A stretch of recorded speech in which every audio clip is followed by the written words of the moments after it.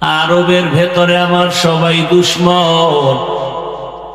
আমি যেই রাস্তা দিয়া যাই, গিয়া কিছু দূর দেখি রাস্তায় কাঁটা দিয়ে আটকানো, আমারে হাঁটতে দেয় না।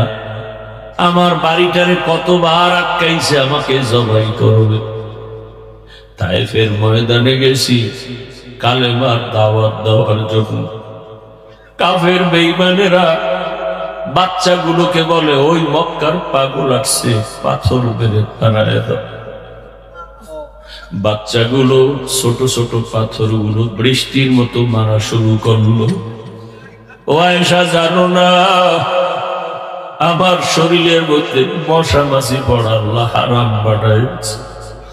সূর্যের গরম আমার শরীরে লাগে না, আমি সইতে পারবো না, মেঘের খণ্ড ছায়া দেয়। আমার শরীরের ঘাম থেকে মেশকের ঘ্রাণ। ওই কাফের ছোট ছোট বাচ্চাগুলো আমার পিছনে এমন ভাবে শুরু করলো, ছোট ছোট পাথরগুলো যখন মারতেছে, আমার নরম শরীর থেকে রক্ত বের হওয়া শুরু হলো। রক্ত পরিয়ে আমার জুতা পর্যন্ত আটকায় গেছে। আমি চোখের পানি ছাড়ি আর কান্না করি, আর আমার দিল থেকে দোয়া করি, হে মালিক,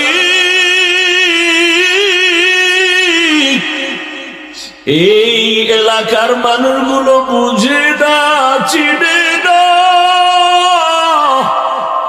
ও আল্লাহ ওদের হেদায়েত দাও। আমি মক্কার দিকে আগাই আর চোখের পানি ছেড়ে কাঁদি। হঠাৎ করে জিবরাইল আমিন এসে হাজির হয়ে গেছে। আল্লাহ পাঠাইছে, যাও জিবরাইল, আমার নবীর কান্না আমি আল্লাহ সহ্য করতে পারি না। আমার মায়ার নবী কাঁদে, যাও আমার নবী গিয়া বলো, এখন যদি অর্ডার দেয় তায়েফের জমিন উল্টাইয়া সব মানুষগুলো মারিয়া ফেলাও। কেমন মায়ার নবী! মায়ার নবী বলে, ভাই জিবরাইল, তায়েফের মানুষের মারিও না, ওরা আমাকে চিনে না, জানে না। যদি ওরা জানতো আমি দুনিয়ার ইয়তীম, দুনিয়াতে আসিয়া বাবা বলে ডাক দিতে পারি নাই, বাবার চেহারাটাও দেখতে পারি নাই। ও আমার যুবক বাবারা, অনেকে গ্রামের বাড়ি ছাড়িয়া ঢাকাতে কাজ করো, ওই গ্রামের মা ঘুমায় না তোমার অপেক্ষা, তোমার বাবাও ঘুমায় না। অনেকের বাবা মরিয়া গেছে, কবর থেকে দোয়া চায়। অনেকের মা মরিয়া গেছে, দোয়া চায়। আজকে যারা মা বাবারে বাড়িতে রাইখা শহরে এসে বন্ধু নিয়ে আনন্দ করো আর ঘুমাও, ওই মা বাবা তোমারে আমারে বিছানায় রাইখা কখনো ঘুমান নাই। মায়ার নবী কাঁদে, ভাই জিবরাইল, আমি বড় ইয়তীম, 6 বছরে আমি মা হারাইয়া বড় অসহায়, আমার ডানে কেউ নাই, বামে কেউ নাই। ও জিবরাইল, এদের মারিও না, একদিন যদি এরা চিনে কালেমার পতাকায় চলে আসবে। আমরা আপনাদের পাও ধরে ধরে ধরে ধরে বুঝাই, তাবলীগওয়ালারা বুঝায়, পীর মাশায়েখরা আপনাদের পেছনে দৌড়ায়, নামাজ পড়ে, কান্না করে, টুপি পরি, দাড়ি রাখি, পর্দা করি, হালাল খাই, এরপরও সকলের চোখে পানি আর কান্নার আওয়াজ। এমন একজন আলেম নাই যে কাঁদে না। আল্লাহর কাছে কেমনে দাঁড়াবো? নামাজ, রোজা, তেলাওয়াত, টুপি দাড়ি ঠিক রাইখা যদি আমরা কান্না করি আর আপনাদের কাছে দোয়া চাই আর ক্ষমা চাই, আপনারা যারা নামাজ পড়েন না, আপনাদের উপায় কি? আপনারা যারা পর্দা করেন না, বলেন আপনাদের কি হালাত হবে? একটু চিন্তা করছেন নি? আরে জান্নাতের টিকিট হাতে পাইছেন 10 জন সাহাবা, প্রথম হযরত আবু বকর, দ্বিতীয় হযরত ওমর, তৃতীয় হযরত ওসমান, চতুর্থ হযরত আলী রাদিয়াল্লাহু আনহুম আজমাইন। জান্নাতের টিকিট তাদের হাতে জমা। তাদের আমল কত সুন্দর, নামাজ কত সুন্দর, তেলাওয়াত কত সুন্দর, তাদের ইখলাস আর তাকওয়া কত সুন্দর। এরপরেও সারাটা জীবন কান্না করে কাটাইছেন আল্লাহর দরবারে কেমনে দাঁড়াইয়া হিসাব দিব। আল্লাহ তো এই কথাই বলছেন, ওয়া আম্মা মান খাফা মাকাম রাব্বিহি ওয়া নাহান নাফসা আনিল হাওয়া ফাইন্নাল জান্নাতা হিয়াল মাওয়া। আমার আদালতে দাঁড়াইয়া হিসাব দেওয়ার ভয়, যে দুনিয়াতে গুনাহ ছাড়বি তোকে বিনা হিসাবে জান্নাত দিব। আরে দুনিয়ার মামলা খাইয়া যদি শুনে আগামী 20 দিন পরে আমার আদালতে হাজিরা, উকিল কয় সাবধান, জানি না রায়টা কোন দিকে হয়। 20 দিন আগের থেকে আপনার আমার ঘুম বন্ধ, টেনশন। মামলায় যদি বিচারক আমার রায়টা উল্টা দেয়, উপায় কি? খানাও নাই, স্ত্রী কয় এমন কেন করো, কয় ভালো লাগে না। আদালতে 20 দিন পরে আমার হাজিরা, ওই চিন্তায় ঘুম নাই, খানা নাই। কিন্তু সকল আদালতের বড় আদালত কিয়ামতের আদালত। কেমন আদালত? আম্মা জান আয়েশা বলতেছে, বলবো? আম্মা জান আয়েশা বলেন, আমি 6 বছর বয়সে আমার সাথে রাসূলের বিবাহ। খেয়াল করিয়েন ও পর্দার আড়ালের আম্মা জানেরা, বোনেরা, কয়দিন আর দুনিয়ায় থাকবেন আর বাহাদুরি করবেন? চোখের সামনে আপনার কত আপনজন চলে গেল। আপনার মতো কত মা এই অত্র এলাকায় আছে, 5 ওয়াক্ত নামাজ পড়ে, পর্দা করে, স্বামীর মাল হেফাজত করে, মোবাইলে সময় নষ্ট করে না, এমন মা নাই? ও আম্মা জান বলেন, আপনি কেন পারবেন না? আল্লাহর আযাবের কি ভয় নাই? সময় থাকলে একটা ঘটনার ইঙ্গিত দিয়া যাব রে মা। আম্মা জান আয়েশা বলেন, রহমতের নবীর সাথে আমার কয় বছরে বিয়া? 6 বছর বয়সে বিবাহ, 9 বছর বয়সে আমি রাসূলের ঘরে গেলাম। আমার বয়স যখন 18, রহমতের নবী তখন দুনিয়ার থেকে বিদায় হয়ে গেলেন। আর আমগো দেশে 18 বছরের বোনের তো বিয়াই হয় না। কি 18 বছরে বিয়া হয় না? তো হয় না, বরং এর উপরে আবার আগুন জ্বালায় দিছে, কয় বাল্য বিবাহ হবে না, বাল্য বিবাহ বন্ধ। হয়তো বাল্য বিবাহ চলবে না, তো কি চলবে? কয় আকাম চলবে। আকাম, আকাম চালাও, বিবাহ চলবে না। আকাম কেমনে করবি? বইয়ের মধ্যে শিখাবো, রেডি থাক। কেমনে আকাম করবি, প্রেম কেমনে করবি, এগুলো শিখাইবে ক্লাসে। কি সুন্দর সিলেবাস।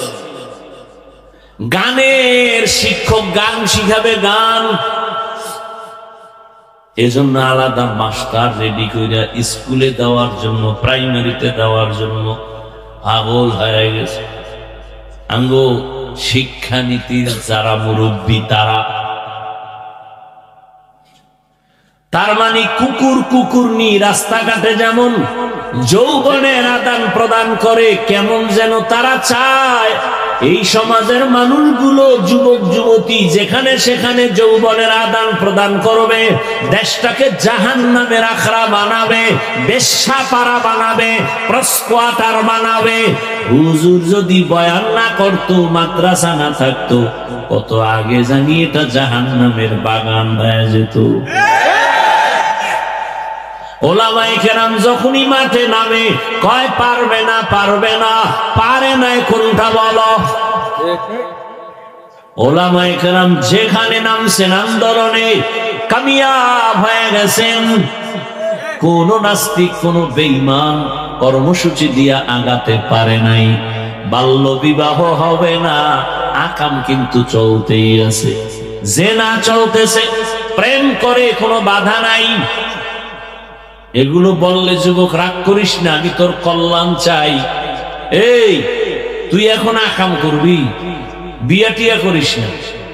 আমি কথা যা বলি একেবারে কাকসাক কইরা বলি, এতে আর কোনো ঘুরানি ফিরানি নেই। তুই যদি মেয়ের চরিত্র নষ্ট কর, বিয়া টিয়া করিস না, কারণ তুই 4-5টা মাইয়ার চরিত্র নষ্ট কইরা যদি বিয়া করো, ওই মাইয়া তোর ঘরে একটা আসবো না, বউ হইয়া আসবে না, জল্লাদ হইয়া আসবে।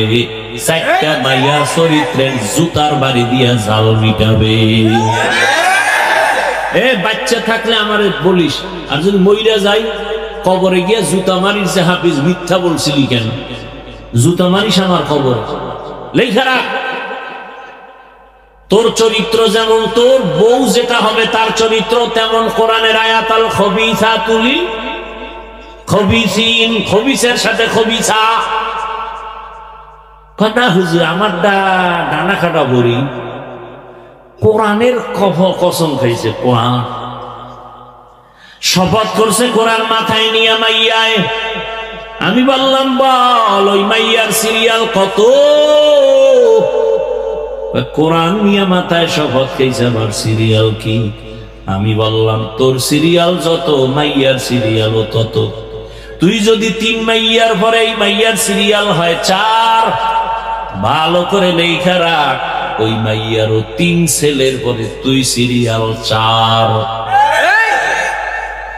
তোরে ফকির বানায়া, ভিক্ষুক বানায়া তারপরে হিজরতে যাবে তোর ওই বউ।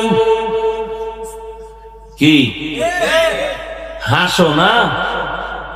টের পাবি যে জুতার বাড়ি খাবি, দিন টের পাবি। হাস, বাইরে যাবি। আমি হাসির জন্য বলি না, আমি কথা বলি অল টাইম, আমার কলিজার থেকে কথা বলি, চূড়ান্ত মোহাব্বত নিয়ে কথা বলি। একটা মানুষকে জাহান্নাম থেকে বাঁচাবার জন্য বলি, হৃদয় থেকে বলি, কাউকে খুশি আর বেজার করার জন্য নয়। আমি কলিজা দিয়ে মোহাব্বত করি। আমার কলিজার যুবক কেন চরিত্রহীন হবে? আমার কলিজার যুবকের তো আল্লাহ এই পরিমাণ মেধা দিয়েছেন যে তার একটা যুবকের 1 মেধা দিয়ে গোটা দুনিয়াটাকে কন্ট্রোল করবে। সেই মেডিসিন আমার যুবকের ভেতরে আছে, নষ্ট হবে কেন? তুমি ইঞ্জিনিয়ার হও, ডাক্তার হও, প্রফেসর হও, তুমি এসপি হও, ডিসি হও, ওসি হও, এমপি হও, মন্ত্রী হও, চেয়ারম্যান মেম্বার হও, তোমার মধ্যে এত মেধা, গোটা দেশটাকে কন্ট্রোল করার ক্ষমতা আছে। কিন্তু চরিত্র যদি নষ্ট করো, খোদার কসম মৃত্যু পর্যন্ত কেউ তোরে চাকরিতেও রাখবে না, ব্যবসায়ও নিবে না, ধুকে ধুকে কান্না করে মরা লাগবে। চরিত্রহীনের কেউ চাকরিতে নেয়। আমি হুজুর বাদ দেন না, হুজুর বাদ। আপনাকে লাইনে কেউ আপনারে ভালোবাসা নিবে চাকরিতে? জীবনের অমূল্য সম্পদের নাম সুন্দর চরিত্র। হেলায় খেলায় জীবন কাটাইলি রে যুবক, কয়দিন আর যৌবনের বাহাদুরি করবি? কয়েকদিন আগে কি ফেসবুকের মধ্যে তোমরা দেখো না রে বাবা, বিদেশ থেকে টাকা অলংকার নিয়ে আসছে, বাড়ি যাবে, এয়ারপোর্টে নামছে, গাড়িতে স্ত্রী সন্তানরা আগায় নিতে আসছে, গাড়িতে আনন্দ মিছিল দিয়া দিয়া বাড়ি যায়, বাড়ির কাছাকাছি যায়, গাড়িটা পানির মধ্যে পড়ে গেছে।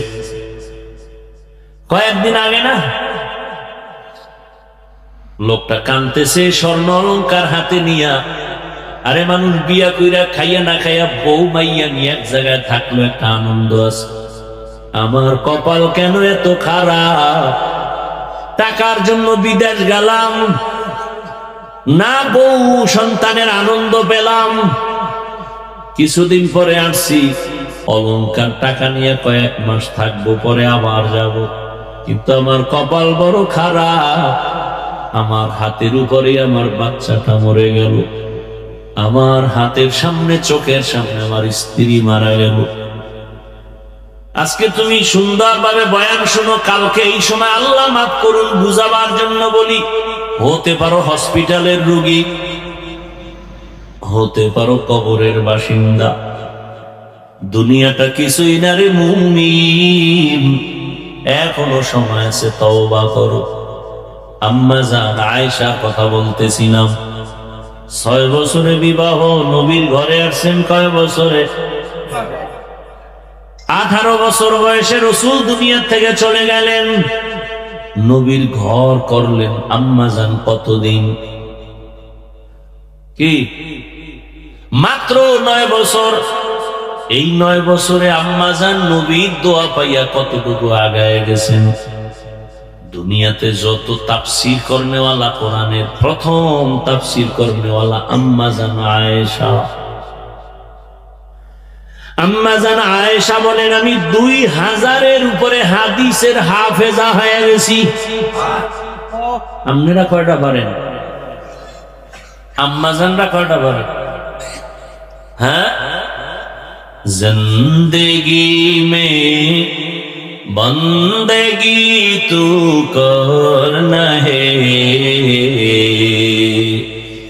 জিন্দেগি বে বন্দেগি শর্মিন্দা হে, জিন্দেগি বে बंदगी शर्मिंदा है।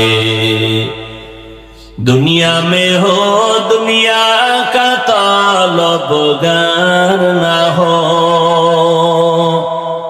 बाजार से गुजार हो खरीदार ना हो।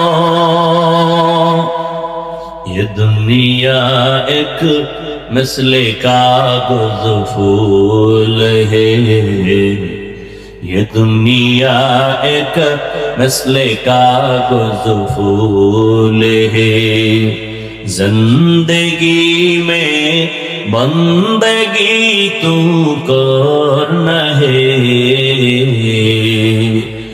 जिंदगी में बंदगी शर्मिंदा है, जिंदगी पे बंदगी शर्मिंदा है। এরে আমার যুবক বাবারা, বৃদ্ধ বাবাজিরা, পর্দার আড়ালের মা বোনেরা, আম্মা জান বলে, আমি মাঝে মাঝে তাকায় দেখি আমার হুজরায় বসে রহমতের নবী গুন গুন করে কান্না করেন। আমি ভয় পাইতাম, রহমতের নবী কেন আমার রুমে কান্না করেন? না জানি আমার থেকে কোনো বেয়াদুরি হয়ে গেল। একদিন আম্মা জান গিয়া নবীর পাশে গিয়া আস্তে করে বললেন, ইয়া রাসূলুল্লাহ, আপনি আমার রুমে কাঁদেন কেন? প্রায় সময় দেখি কাঁদেন। বলবো কষ্ট হইতেছে আপনাদের? আর অল্প টাইম। আম্মা জান বলেন, ইয়া রাসূলুল্লাহ, কোনো বেয়াদবি হয়ে গেল নাকি, কাঁদেন কেন? রহমতের নবী বলেন, ও আয়েশা, দুইটা কথা যখন আমার বেশি মনে পড়ে তখন আমি চোখের পানি ধরে রাখতে পারি না রে আয়েশা। এক, খাদিজার কথা আমার মনে পড়লে বেশি কান্না আসে, কারণ আরবের ভেতরে আমার সবাই দুশ্মন। আমি যেই রাস্তা দিয়া যাই, গিয়া কিছু দূর দেখি রাস্তায় কাটা দিয়ে আটকানো, আমারে হাঁটতে দেয় না। আমার বাড়িটারে কতবার আটকাইছে, আমাকে জবাই করবে। তায়েফের ময়দানে গেছি কালেমার দাওয়াত দেওয়ার জন্য। কাফের বেঈমানেরা বাচ্চাগুলোকে বলে, ওই মক্কার পাগল আসছে, পাথর মেরে তাড়ায় দাও। বাচ্চাগুলো ছোট ছোট পাথরগুলো বৃষ্টির মতো মারা শুরু করলো। ও আয়েশা, জানো না আমার শরীরের মধ্যে মশা মাছি পড়া আল্লাহ হারাম বানাইছে। সূর্যের গরম আমার শরীরে লাগে না, আমি সইতে পারবো না, মেঘের খণ্ড ছায়া দেয়।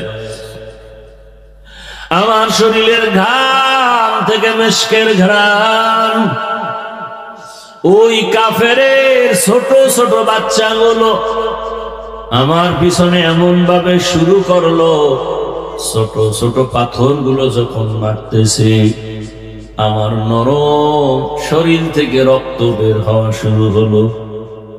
রক্ত পরিয়ে আমার জুতা পর্যন্ত আটকায় গেছে। আমি চোখের পানি ছাড়ি আর কান্না করি, আর আমার দিল থেকে দোয়া করি, হে পানি, এই এলাকার মানুষগুলো বুঝে না, চিনে না, ও আল্লাহ ওদের হেদায়েত দাও। আমি মক্কার দিকে আগাই আর চোখের পানি ছেড়ে কাঁদি। হঠাৎ করে জিব্রাইল আমিন এসে হাজির হয়ে গেছে। আল্লাহ পাঠাইছে, যাও জিব্রাইল, আমার নবীর কান্না আমি আল্লাহ সহ্য করতে পারি না, আমার মায়ার নবী কাঁদে, যাও আমার নবী গিয়া বলো এখন যদি অর্ডার দেয় তায়েফের জমিন উল্টাইয়া সব মানুষগুলো মারিয়া ফেলাও। কেমন মায়ার নবী! মায়ার নবী বলে, ভাই জিবরাইল,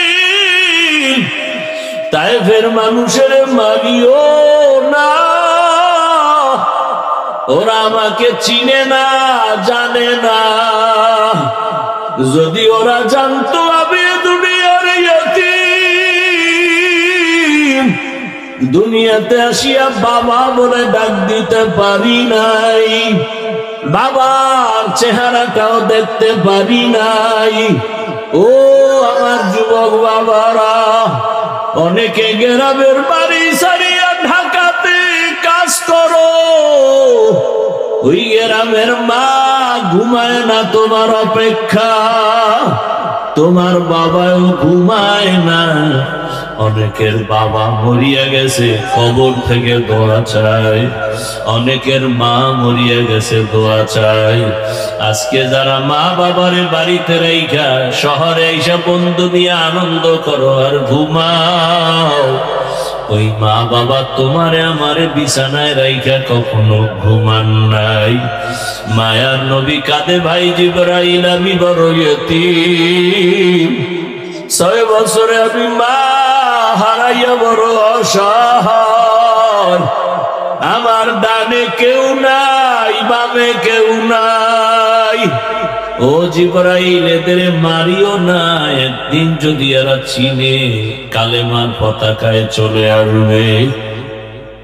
ও আয়েশা, আমি এত কষ্ট করিয়া দিনের দাওয়াত দিয়া যখন রাতের বেলা ঘরে আসতাম, যত রাত্রই হতো আমি ঘরের সামনে আসিয়া আসসালামু আলাইকুম ইয়া আহলাল বাইত কথাটা বলা মাত্র ঘর থেকে আওয়াজ আসতো, লাব্বাইক ওয়া সা'দাইকা ইয়া রাসূলুল্লাহ, খাদিজার কণ্ঠে আওয়াজ। আমি বলতাম, খাদিজা আপনি কি রাতের গভীরে ঘুমান না? খাদিজা চোখের পানি ছেড়ে কাঁদতেন আর বলতেন, ও রবি, আমি জানি আপনার মা নাই, আপনার বাবা নাই। আমি খাদিজা দুইজন স্বামী বিদায়ের পরে আপনার ঘরে আসছি, আমার একাধিক সন্তান রেখে আমি আপনার ঘরে আসছি। আমি সন্তানের মায়া বুঝি, আপনার চারদিকে দুশ্মন। আপনার মা যদি থাকতেন, আপনাকে বাহিরে রেখে মা ঘুমাইতেন না। ওরে সন্তানেরা জানো না যে মা কেমন মায়া করে। ওরে তুমি মাকে বাড়িতে রাইখা আনন্দ করো, খবর দাও মায়ের চোখে ঘুম নাই। ওরে বাবারে কবরে রাইখা যারা আরামে ঘুমাও, ওই বাবার কবরের কি হালাত। ও সন্তানেরা, বাবা যারা হারাইছো, তুই বুড়া চোখের পানি ছেড়ে কাঁদো আর আমার মালিকের দরবারে দোয়া করো। আল্লাহর কাছে চোখের পানি ছেড়ে বাবার জন্য দোয়া করো। ওই মায়ের ঋণ আদায় করা কোনোদিন সম্ভব হবে না। ওই মা তোমার আমার জন্য কত কাঁদলেন, চোখের পানি ছাড়লেন আর কষ্ট করলেন। ওই মা বাবা চোখের পানি আর দোয়া ছাড়াই চেয়ারে বসতে পারি নাই। ওই মা বাবার চোখের পানি আর দোয়া ছাড়া তুমি টাকা পয়সা বাড়ি গাড়ির মালিক হতে পারো নাই। ওই মা বাবারে কবরে রাখিয়া নিষ্ঠুরের মতো কেমনে ঘুমাও? ওই মা বাবার জন্য কি মায়া হবে না রে নিষ্ঠুর? ওই মা বাবার চেহারাটাও কি মনে পড়ে না? ওই মা বাবার কথা মনে পড়লে চোখের পানি ধরে রাখা যায় না। রহমতের নবী কান্না করে, ও আয়েশা আম্মা জান চোখের পানি ছেড়ে কান্না করেন।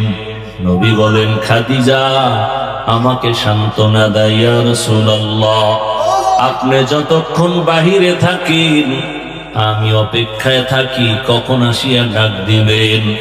আমি যদি ঘুমায় যাই আপনি বাহিরে কষ্ট পাবেন, আল্লাহ বেজার হয়ে যাবে।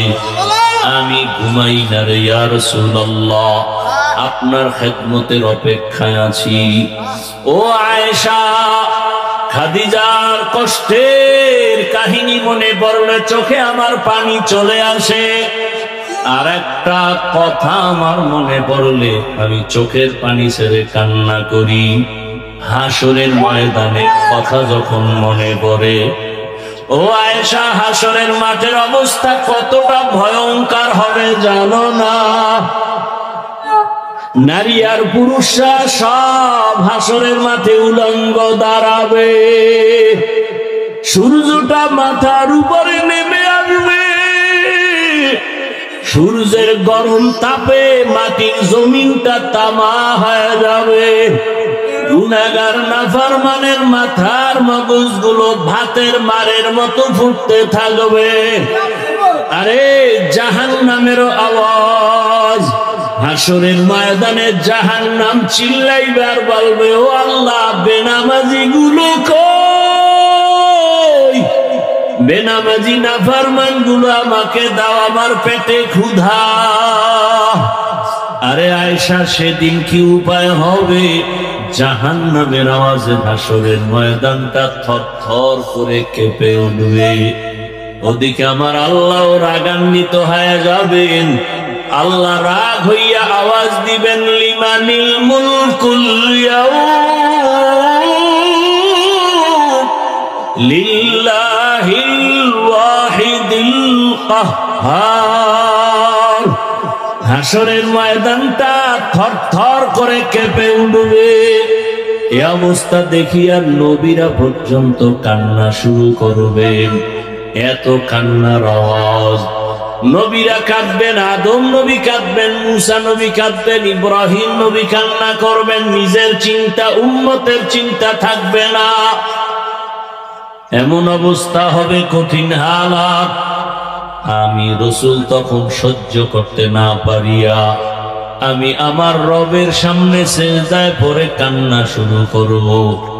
ঈসা নবী কাঁদবেন নিজের চিন্তা, মুসা নবী কাঁদবেন নিজের চিন্তা, ইব্রাহিম নবী কাঁদবেন নিজের চিন্তা, দাউদ নবী কাঁদবেন নিজের চিন্তা, আদম নবী কান্না করবেন নিজের চিন্তা।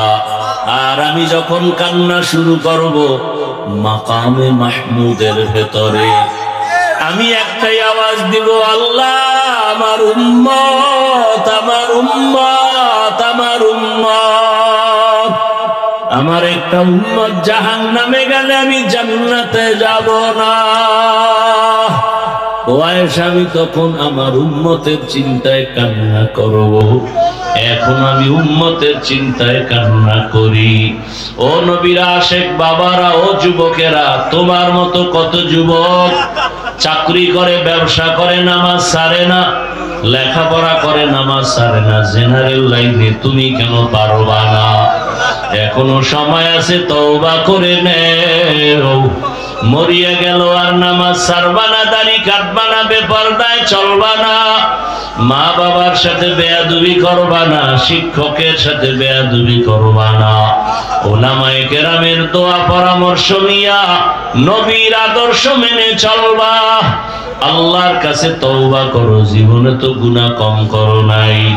মা বোনেরাও আল্লাহর কাছে তওবা করেন, জীবনে আর বেপরদায় চলবেন না, নামাজ ছাড়বেন না, আর কোনদিন স্বামীর মাল নষ্ট করবেন না, আল্লাহর হুকুম নবীর আদর্শ মেনে জীবন চালাবেন, একটা আদর্শ সন্তানের মা হইয়া কবরে যাবেন।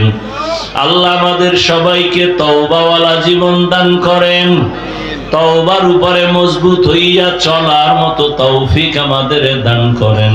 আমিন।